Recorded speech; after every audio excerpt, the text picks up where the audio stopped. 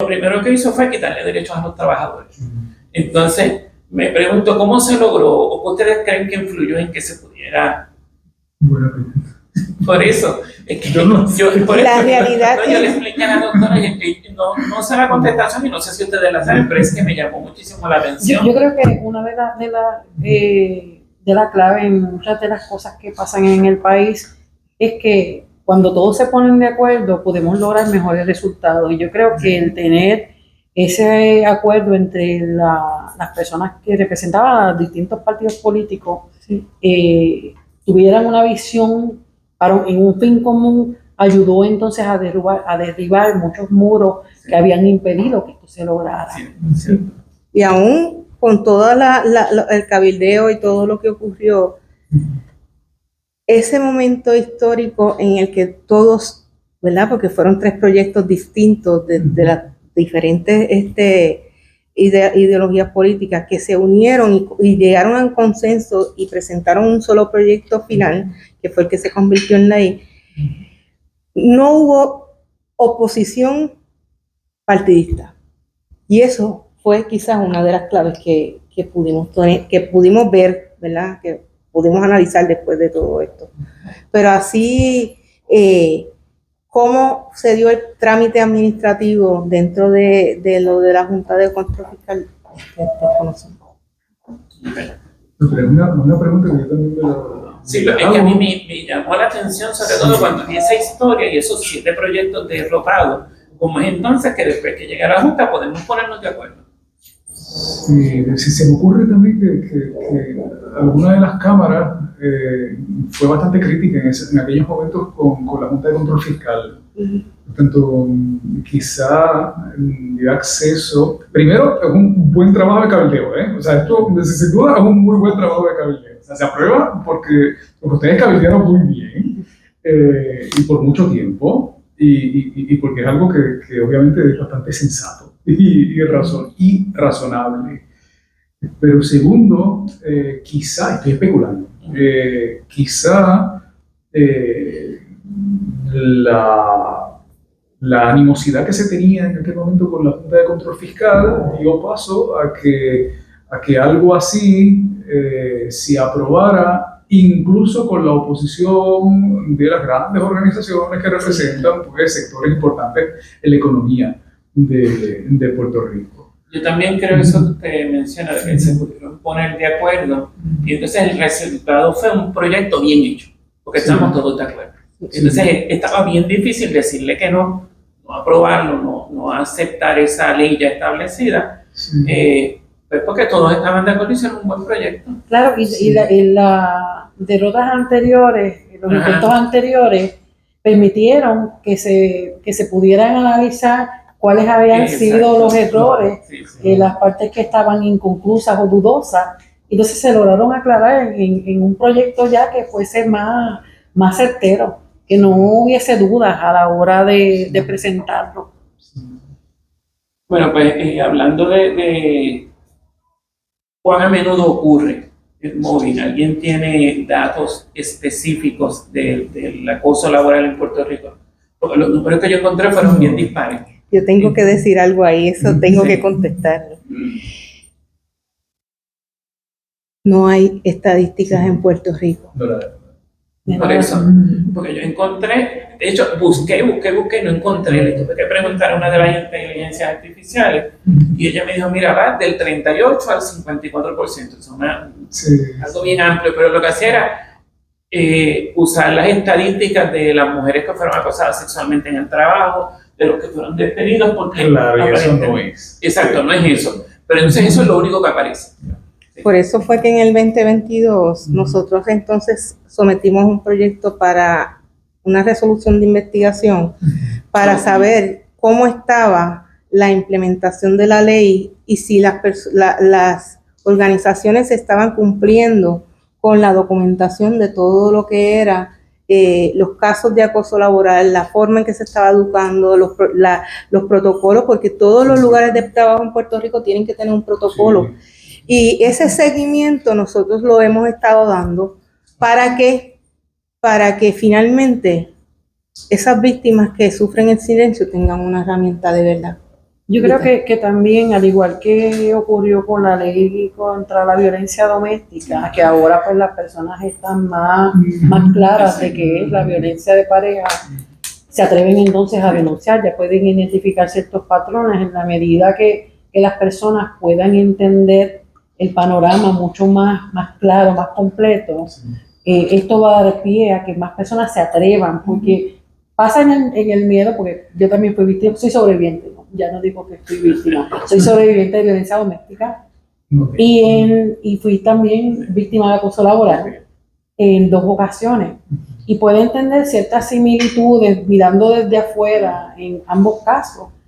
Y el elemento en común es el miedo atroz que hay en las víctimas, tanto de violencia intrafamiliar como en el área en el área laboral. En el área laboral me voy a quedar sin trabajo porque yo voy a mantener. O sea, estás yendo contra la fibra más íntima de la persona. O sea, en el caso de una madre soltera, estoy siendo víctima de acoso laboral, sí, pero entonces, ¿qué yo hago? Yo no tengo más trabajo, ¿quién me va a mantener a mis hijos? ¿Me los van a quitar? O sea, son muchas cosas que pueden estar ocurriendo en la cabeza de esas personas, porque cada caso es particular, pero yo entiendo que en la medida que las personas vayan adquiriendo información, porque la información es poder, se van a atrever a denunciar. Y en términos de esa investigación sobre la implementación, ¿se ha dado algo que podamos compartir, algo que abone para poder mejorar lo que tenemos? Pues se supone que se hizo un proyecto, pero entonces vino el cambio de gobierno y ahí entonces eso se detuvo, eso no. Pero hemos seguido llevando la voz, ¿verdad? Y llevándole la necesidad que hay de que tanto el Departamento del Trabajo como la OATDH, la Oficina para la Transformación de los Recursos Humanos del Gobierno de Puerto Rico, hagan valer la parte documental educativa de la ley. O sea, esto hemos seguido llevando, incluso no hace quizás un mes atrás, estuvimos con lo que es el presidente de la Comisión de Derecho Laboral del Senado, presentándole nuevamente la inquietud de documentar todo lo que está pasando, verificar en qué estamos fallando, porque la parte educativa, como dijo el compañero ahorita, es vital. La prevención es vital, pero si nadie investiga, si nadie documenta, si nadie fiscaliza, usted sabe que puede convertirse en una ley muerta, una letra muerta. Como decía Sandra, comparándola con la violencia doméstica, al principio eso era asunto de pareja, uno no se mete allá, pero poco a poco se fue educando y ya todo el mundo sabe que eso no es aceptable. Y lo mismo pasa entonces con la violencia, ¿verdad? Que hemos normalizado en el lugar de trabajo. Sí. La ley 54 es un muy buen ejemplo de ver cómo determinadas violencias muy normalizadas y muy asimiladas culturalmente y muy transmitidas en la tradición cultural se van nombrando, identificando y denunciando, ¿no? Y en otro nivel, incluso, es que así funcionan las leyes. El maltrato contra animales, maltrato de menores, por ejemplo. O sea, lo que hoy todavía hay una resistencia grande, muy grande, de ay, a los menores ahora no se les puede pegar por nada, que eso y que. Pues es parte de una sensibilización de lo que es violencia y cómo repercute la violencia, por menor que sea, en un menor de edad, ¿no? O sea, que es romper paradigmas. O sea, las leyes se enfrentan a unos paradigmas muy hegemónicos, muy fuertes. La ley 54 lo vimos, la ley de abuso contra menores también lo vemos, la ley de maltrato a animales también lo hemos visto. Ahora mismo con la protección al medio ambiente, por ejemplo, eso que también era violencia, porque también es una forma de violencia contra el medio ambiente muy normalizado, pues hoy tenemos una sensibilidad, o va cambiando, la sensibilidad de que ciertas lesiones al ecosistema o al medio ambiente, pues nos perjudican evidentemente a todos y a todas, no solamente al ambiente. O sea que lo que está pasando con esto ya se tiene experiencia. Y como se tiene experiencia, al implantar la ley, también se tiene experiencia sobre los errores cometidos. Y uno de los errores cometidos con la ley 54 ha sido la paupérrima, la casi inexistente estadística que hay. ¿No? Es que eso... Oh, la ley 54 de 54 de 1989. Busquen estadísticas ahora sobre la ley 54 para que vean los déficits que hay. Son muy grandes, ¿no? O sea, organizaciones privadas tienen las estadísticas más adecuadas de violencia, no el Estado. Y eso es tremendamente preocupante, porque entonces cómo uno va a ver los efectos que tiene una ley que pretende prevenir, está en el mismo título de la ley 54, que pretende prevenir esa violencia. Por lo tanto, hay que ser bastante puntilloso con esa educación, pero a la misma vez orientación y fiscalización. Y para fiscalizar se necesita la materia prima. ¿Cuál es la materia prima? Las estadísticas. Yo creo que aquí la academia va a jugar un papel bien importante, porque a nivel gubernamental, lo que son las estadísticas de salud en las distintas condiciones, no las hay. Brilla por su ausencia. No las hay, y las que hay son muy vagas. Yo creo que aquí la academia puede jugar un papel bien importante en comenzar a documentar estos casos, a contabilizarlos para saber dónde estamos. De acuerdo. Tanto los departamentos de estadística como los departamentos de recursos humanos. Incluso nosotros estamos haciendo una investigación a través de nuestra página, para eso mismo, para seguir recopilando información y documentando. Pero no tenemos el universo. Claro. O sea, eso es una realidad. O sea, no tenemos el universo para poder generalizar, categorizar, o sea, no lo podemos hacer. Y por eso es que estamos luchando contra llevar este proceso para que no se quede, porque mientras este proyecto, esta ley sigue, yo no sabe cuántas personas me escriben que están viviendo y que quieren privarse de la vida, y que, o sea, todas esas cosas son las que me mueven a mí a seguir dentro del proceso y educar, porque yo puedo decir, ya yo escribí los libros, se acabó. Pero esa no es la idea. La idea es que, igual que dentro de la violencia doméstica, ninguna persona, porque no hablo de mujeres nada más, o sea, esto es una realidad. Ninguna persona tiene que ser víctima de violencia doméstica, ninguna persona tiene que ser víctima de acoso laboral, ningún menor tiene que vivir maltrato de menores. ¿Sabe? Porque realmente hemos visto cómo de generación en generación es parte ya, como usted dijo, de la cultura y de la idiosincrasia, el criar desde el abuso. Y eso necesitamos detenerlo. Profesor, usted se debe ir ahora a las 8. Sí. Ok. Una última pregunta y se la voy a hacer a usted entonces. Hacia el final del libro, la doctora menciona que la ley necesita enmiendas para el procesamiento criminal. ¿Qué usted opina de esto? Depende de la enmienda. Yo creo que la norma penal muchas veces es contraproducente. Es muy contraproducente en muchos escenarios. Y no me voy a poner muy técnico, pero hay algo que se llama principio de proporcionalidad o carácter de subsidiariedad del derecho penal, que considera a la norma penal como el último recurso. Porque en muchas ocasiones los efectos son más adversos que positivos dentro del ámbito penal. ¿Qué significa eso? Que quizás sea mejor ir desde el ámbito civil, laboral, contencioso, primero dentro de la empresa. Agotar remedios. El derecho administrativo se llama agotar remedios. Agotamiento de remedios. Ir agotando remedios hasta llegar eventualmente a casos que puedan ser lo suficientemente graves como para constituir un delito, por ejemplo.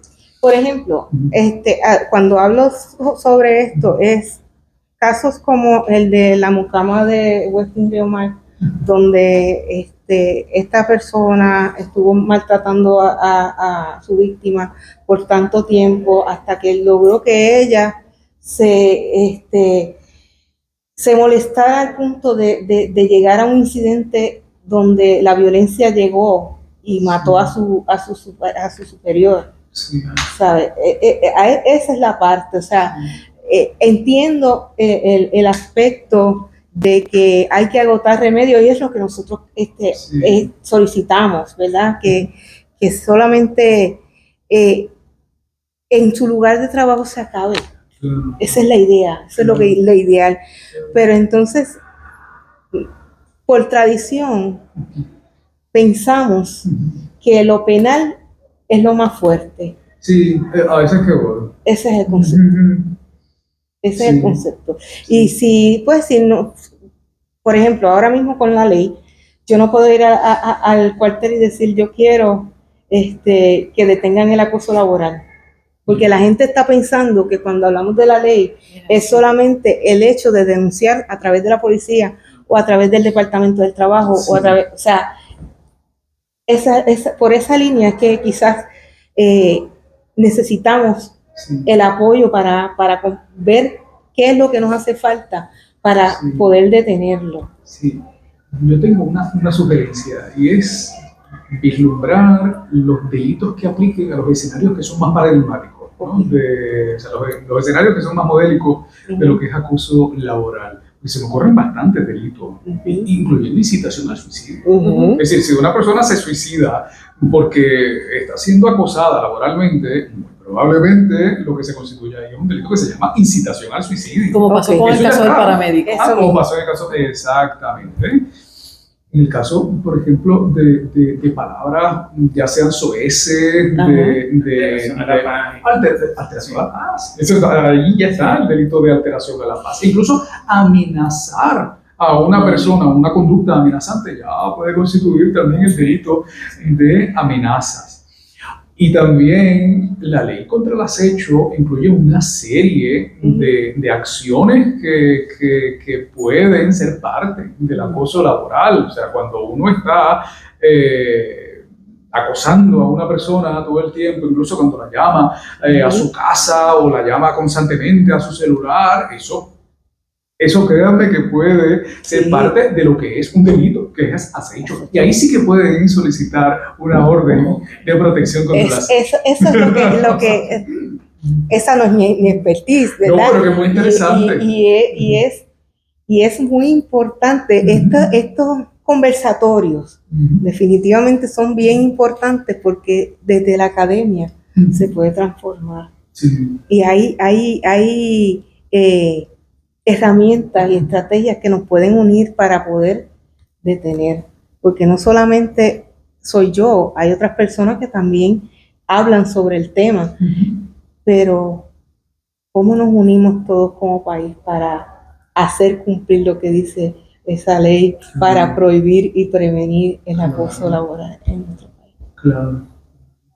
Eso es una recomendación que yo creo que es muy interesante. Reunir qué delitos hay ya en estos momentos y que pueden aplicar escenarios, obviamente los escenarios pues, más graves. ¿No? Incluso creo que hubo un caso hace poco, o por lo menos hay una vista citada para una orden ex parte por acecho de un incidente que se protagonizó a través de la televisión y tienen cita. La vista, en la vista preliminar ex parte, no sé, o sea, la primera vista no se dio la orden, pero entonces citaron a esta vista ex parte para que entonces, el término no lo... No se preocupe, no. Citaron una vista posterior para escuchar la parte. Es correcto, eso, ahí está, ya, ahora aclaramos, eso es el DTC. También utilizar las herramientas cibernéticas como las redes sociales, el correo electrónico para continuar ese patrón de acoso laboral, es otro escenario que también se puede vislumbrar. Igual, exacto. Exactamente. ¿Qué se va a correr por el delito? De hecho, sí. Ahora. Incluso federales. Incluso federales. Realmente. Otra recomendación, no sé qué contacto tienen con el Colegio de Abogados o abogadas y abogadas de Puerto Rico, pero ahí yo sé que Charles Seno es parte del colegio. Yo también hay una comisión de derecho laboral. Yo creo que por ahí puede ser una vía para ir haciendo pues esa compilación de posibles delitos o sanciones, incluso administrativas, que apliquen, a ver si hace falta, por ejemplo, enmendar el Código Penal o una ley especial sobre esto. ¿Sí? Lo que es muy arriesgado y a veces digo que puede ser muy contraproducente es utilizar pues, la norma penal como el primer recurso, ¿no? Que es lo que hacemos habitualmente. O sea, pasó algo hoy, ya mañana se presenta un proyecto de ley con un delito tipificando esa conducta. Y a lo mejor esa conducta está ya tipificada, pero se presenta para hacer sentir que se está atendiendo. Pues, el falso concepto, ¿no?, de la mano dura. Sí, el punitivismo, ¿no? Con todos sus eslóganes de mano dura, mano firme, etcétera, etcétera. Y eso es un peligro, porque muchos de esos tipos penales no resuelven. Esto es lo único que digo. No resuelven uno, y a veces exponen a una víctima de acoso laboral, la doble ojo con eso, a un proceso público. Ojo. Y ahora mismo transmitido o que se puede transmitir en los medios, tanto tradicionales como no, a tener que testificar una y otra vez sobre lo que ocurrió con un abogado, con una abogada, haciendo un contrainterrogatorio muy fuerte, y no sé cuántas víctimas de acoso laboral se sientan mínimamente cómodas, entre comillas, mínimamente cómodas con un proceso como ese. Cuando les digo que puede ser contraproducente, que puede desalentar incluso denunciar un acoso laboral, porque me voy a enfrentar a un juez, después a un abogado, esto va a ser una vista tras otra en los tribunales ya por sí son fríos, no son para nada cálidos. A eso es que me refiero con que puede ser contraproducente apresurarnos y crear, pues, qué sé yo, pues, un delito de acoso laboral como el que hay de acoso sexual. El de acoso sexual, dice que el acoso sexual también fue otro delito que rompió un paradigma de que era normal, literalmente, que especialmente en términos jerárquicos, pues el superior acosara sexualmente a una empleada, o en el ámbito universitario o escolar, o en el ámbito público. Era normal. Hasta que laboralmente se empezó a reconocer, laboralmente, no penalmente, laboralmente en los años 80, el acoso sexual, y posteriormente, en las finales de los años 80, el delito de acoso sexual. Ese yo creo que es casi el hermano del acoso laboral. ¿No? Y a lo mejor quizás pueda trascender en algún momento. Yo no estoy diciendo que no pueda trascender a ser un delito en algún momento. Yo lo que estoy diciendo es que tratemos de prevenir desde otras instancias, tanto internas como públicas. Cuando digo internas es propia de las empresas, y si no, pues a través del Departamento del Trabajo y otras organizaciones, otras entidades que tengan competencia sobre el tema antes de llegar a lo penal. ¿Habrá voluntad? Y si no, con la orientación. Yo soy creyente en la orientación, y ustedes lo deben ser más porque llevan mucho tiempo orientando y educando. Hay que orientar y hay que construir argumentos que persuadan. Y sobre todo, como ustedes hicieron, no amilanarse ante la primera derrota, ante la segunda derrota y ante la tercera derrota. Es decir, tener esperanza de que si estoy luchando por algo justo, pues esto es una lucha de toda la vida. Bueno, pues le agradezco, profesor, también a las panelistas, y si no hay ninguna pregunta. Cuando hablan de la prevención, a mí se me viene la idea que si han tratado de cómo esta ley puede tener una parte educativa, ir a las escuelas, ir a la raíz, porque el mobbing es un bullying, y pues sabemos que el bullying está arraigado en las escuelas. Y normalizado. Y pues obviamente eso es, ¿verdad?, va a ser un reflejo y lo van a cargar, porque a veces pues el que es bulero es el líder de ese grupo y pues eventualmente esa es la persona que va a entrar al mundo laboral.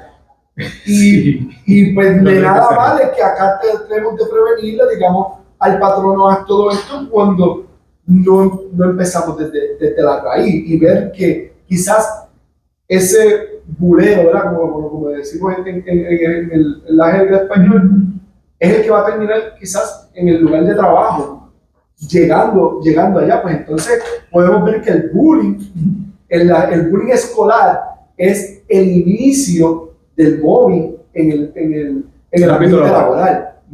Y pues no sé si han contemplado, ¿verdad?, empezar por las escuelas, porque pues generacionalmente va a tomar tiempo, ¿verdad?, erradicarlo, pero hay que empezar por la raíz, decir, pues mira, el que otra persona sea distinta, como usted explicó, el gordito y todo lo demás, y ella, ¿verdad?, me conoce desde pequeño, siempre he sido, como dice, el hospi, y en cierta manera pues, viví bullying también, y sé lo que se vive, y quizás hasta acoso laboral, pero, y conozco personas que cometieron cosas que yo considero que fueron víctimas de acoso laboral, y ella sabe de la persona que hablo, que lo llevaron a cometer crímenes, porque la persona no se concibía a sí misma, y pues, ¿verdad? Y son cosas que la persona quizás después reviente en otro lugar y no vemos el hilo conductor que lleva de un problema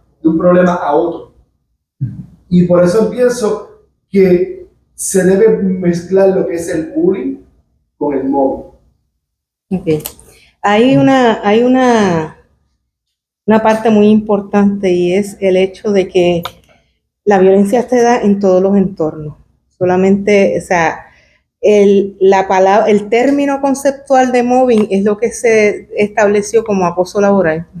Y obviamente es el equivalente al proceso o la conducta de bullying dentro de las escuelas. Tienes un punto muy importante y es el factor educativo y preventivo. ¿Por qué?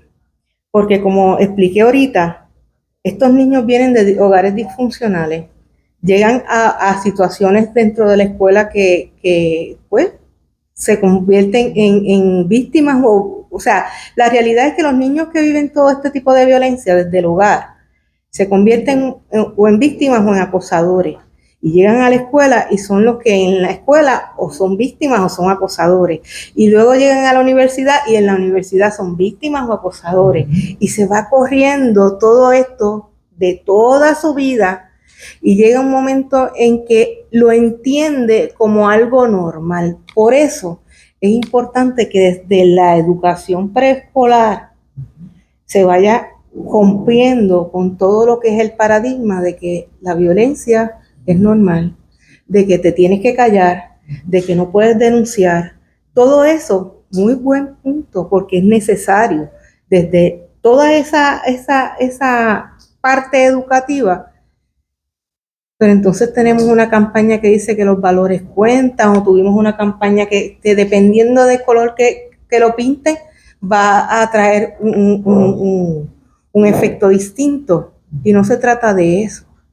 Se trata de enseñar al individuo y al ser humano desde pequeño, como me consta que tú haces con tu hijo, y lo tengo que decir, de respetar, de valorar y de hacer el bien al ser humano, no conformarnos con quererle robar todas las energías y toda la paz a los demás, porque eso es lo que carga y esto es lo que lleva y desencadena. O sea, va desde niño hasta el adulto, pero ¿qué hacemos? Todos como país tenemos que unirnos, como dije ahorita, y ese es mi llamado, que todos, los educadores, todos los recursos, la recursos humanos. Aquí estuvimos hace como un mes con una asociación de recursos humanos que nos hizo el acercamiento para presentar lo que es parte de esto. Y yo entiendo que definitivamente estamos dando un paso importante en ese camino. Así que acojo tu recomendación y la voy a trabajar porque sí, igual que la violencia doméstica, igual que el maltrato de menores, igual todo se basa en educar para la paz. Como la que él acaba de hacer, si tú le enseñas al niño desde pequeño que la violencia no resuelve nada, Exactamente, ya está. se resuelve la violencia doméstica, la laboral, Claro, entre vecinos, se claro, resuelve todo. claro. ¿Pero alguna otra pregunta? Si no, entonces... Lo de estadística ya lo, Sí. ¿verdad? Ya lo contestaron, que era precisamente eso. Y yo vengo a traer lo que es también una violencia que no se ve como violencia, pero todo lo que quizás venga de un político lo vemos como mal. Y yo considero que es un tipo de violencia. Porque las otras personas, cuando tú le quieres hablar de un tema político o de temas como estos, que lo que estamos hablando nos afectan, o viene la política, no, eso es política, déjalo allá. Y entonces lo que estamos creando es que la gente odie la política. Es que estamos fomentando un clima de, precisamente porque no hay respeto hacia nada. Y parece un chiste que muchos dicen, hoy somos todos expertos en seguridad nacional, hoy somos todos expertos en terremotos. Parece una broma, pero aquí no se ha aprendido, ya no se valora, ya no se respeta el ser humano en toda su esencia. Le condenamos y cualquiera viene a cuestionar cualquier decisión o cualquier estudio médico que tienen personas que han estudiado muchísimo. No es que lo sepan todo, pero tienen un cierto grado de conocimiento que nosotros no tenemos. Y así es con todo. Lo vivo todo el tiempo porque lo leo. A esos periodistas, eso es culpa de la prensa. Prensa es mucha gente, siempre digo. O sea, no aprendemos y no enseñamos a respetar el rol que ejerce cada ser humano, ¿verdad? En nuestra sociedad. Y con eso que bien menciona, viene desde una educación en el hogar. Entonces, ese hogar es disfuncional, donde vamos entonces a encaminar a ese niño hacia lo que es entonces lo correcto, que es el respeto por la vida, que es el respeto hacia su semejante, que es el educar para la paz, que no es si mi papá en casa me dice, si ese compañerito te dice eso al otro día, tú le metes 2 o 3 bofetas que me llaman de la escuela y yo voy y lo digo, y yo voy y te respaldo. Y le doy al papá del nene. Y le doy al papá del nene, como nos decían antes. O como bien menciona el libro, una parte que me gusta mucho es el refranero boricua, donde manda capitán no manda marinero. Ahí nos enseñan a hacer buche, porque el jefe es el jefe y el jefe es el que manda y tú te tienes que quedar callado. Entonces, la contraparte que es, el líder manda y va. ¿Cómo vamos reeducando a nuestra sociedad desde lo que son nuestros pilares, desde lo que vemos normal en la casa? No respetamos ni siquiera el vecino, no respetamos ni siquiera el espacio de cada cual, con música alta. O sea, tenemos que empezar a hacer conciencia, primero, autorreflexionando. Esa es una. Y otra, bien, la escuela es el modelo perfecto, pero entonces, si esa escuela no tiene el escenario tampoco que sea también otro escenario de acoso laboral, o sea, es algo bien complejo, pero es el llamado que hace la doctora, es educar para la paz, en que cada persona ponga su granito de arena, porque en esto tenemos que trabajar todos. No es coger, y esto quiero mencionar, yo sé que ellas se tienen que ir, el protocolo que se establece, que hay que establecer en cada escenario de trabajo en empresas públicas y en el gobierno, de todo lo que es la ley 90, no es coger el de recursos humanos y darle a los empleados un bollete de papeles, toma, firma aquí, vete. Firma aquí, vete. Y si el mismo empleado tiene una situación, le están dando largas, y es un clima que es repetitivo, es una situación que es repetitiva, y yo creo que es hora de tomar el toro por los cuernos, y no con esa misma furia, sino con amor. Muy bien.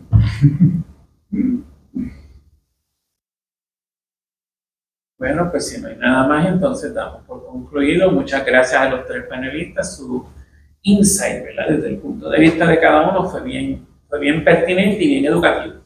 Por ejemplo, el último comentario del profesor sobre las leyes que ya existen que se pueden aplicar en situaciones de mobbing.